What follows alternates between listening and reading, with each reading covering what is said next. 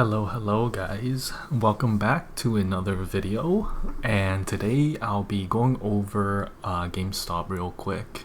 So before I begin, why this title? First of all, I'm not a financial advisor.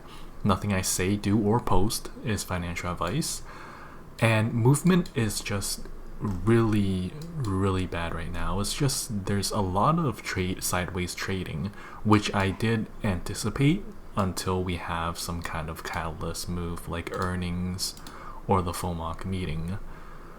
So because it is sideways trading, it is also the best time to accumulate shares if you are overall bullish on it, right? So people might get fair uncertainty or doubt seeing this kind of movement, which lasted a very long time. Like, this has already been since in June, so it's been 2 months, over 2 months. So people might be holding this or buying this, and they might get FUD from the price action, thinking that nothing will happen. It's just going to trade like this forever. But as we all know, all the holders, GME runs are very explosive. They're very fast and they're very strong too. For instance, the previous run that we had back over here, the one that we had over here on, what day was that? In April, roughly April. This move itself was how many days? It was 15 bars, 21 days. So just 2 weeks of trading days, 2 weeks and 1 day of trading days. And I just want to point out, similarly enough, in the original run back in 2021, we also had sideways trading within this range here, ultimately within this area, which also ended up being like 309 trading days or 447 days before we actually began this, this uptrend up into this squeeze-like move. So of course, if you are bullish, right, there's no reason not to be greedy when others are fearful. Now, let's jump into the weekly and just take a look at the technicals, the indicators specifically, because taking a look at the smaller time frame, you might lose track of what is more important, which is ultimately the macro scale of things.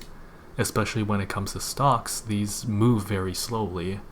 So looking into the weekly time frame, we have I have the RSI here, right, which is nice. It's curving up, but it's also under the 50 line, meaning that there is a lot of room to run before it remotely becomes overbought, right? So if we take a look back here, it was, let's say we were approximately over here, right? We had so much room to run before it becomes overbought once and twice. Ultimately, this move here, which I guess will be here, it would have been a 300% from just being a bit under the 50 and into the overbought territory. It was already 350%. And down here with this, we have the MACD, right?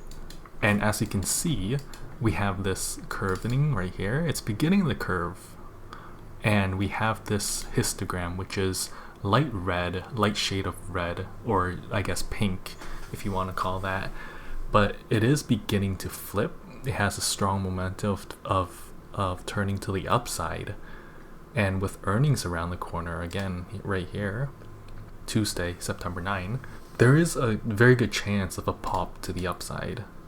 And just aside from these two, this parallel channel that I have here, it's touching this lower band, this lower line that we have. So I'm hoping that this is pretty much the end of it, and it will start moving up.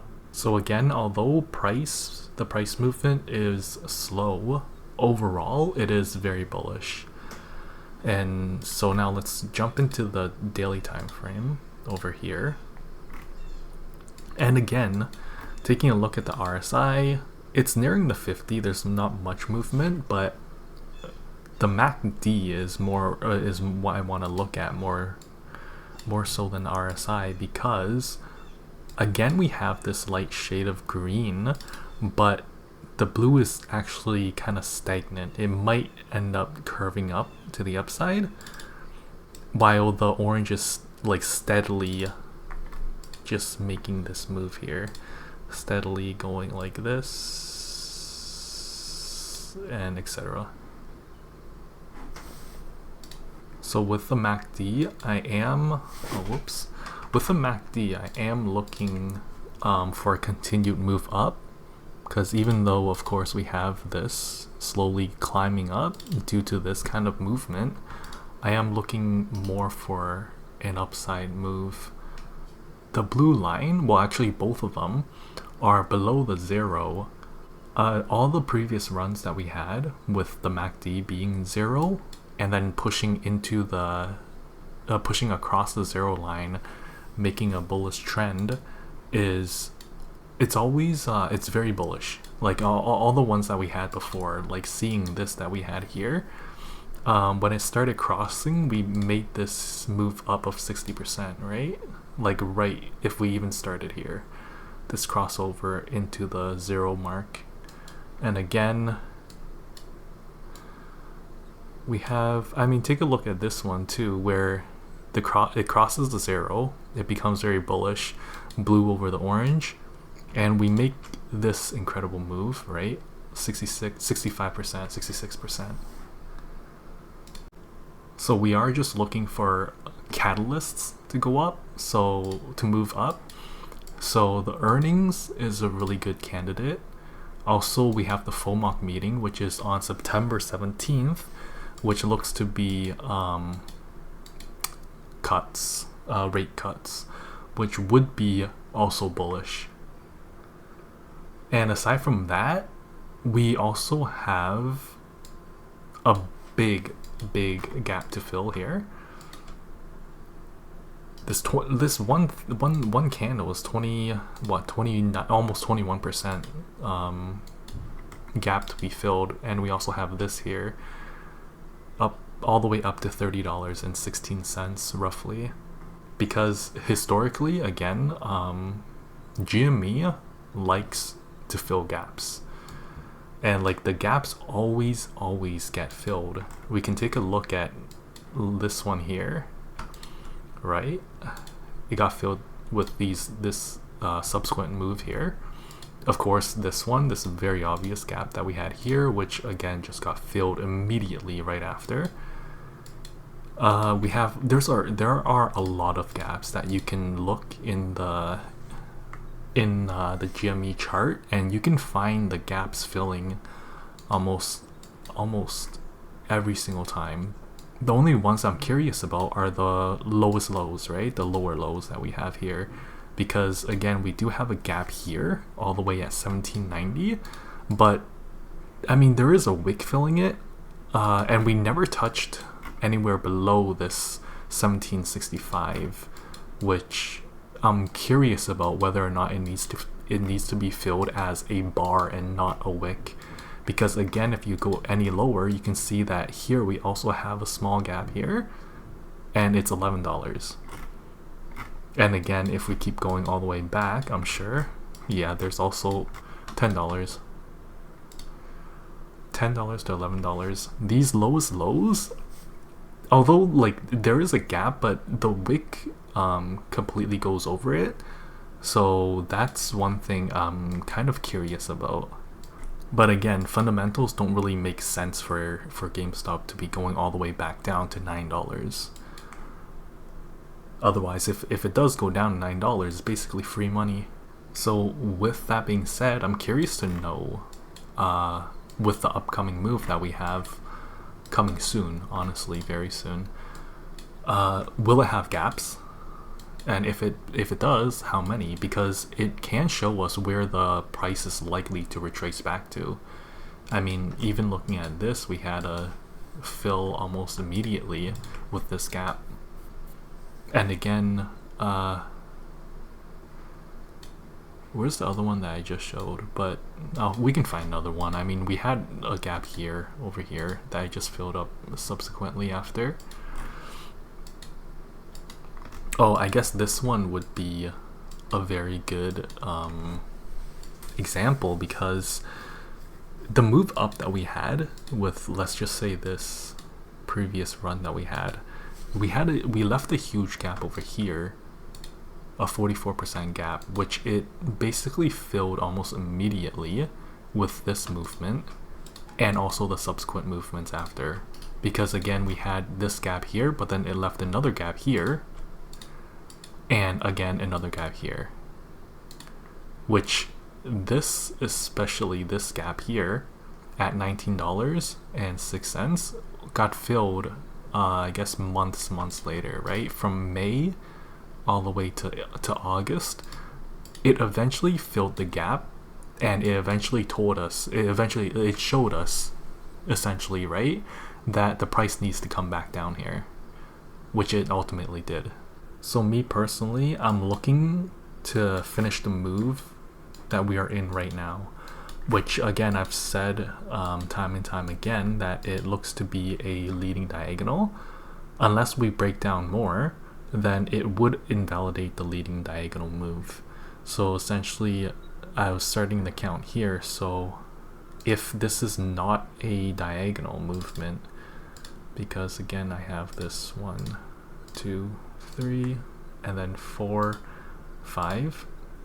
Again, if this is not a leading diagonal, you're more likely to see some kind of breakdown from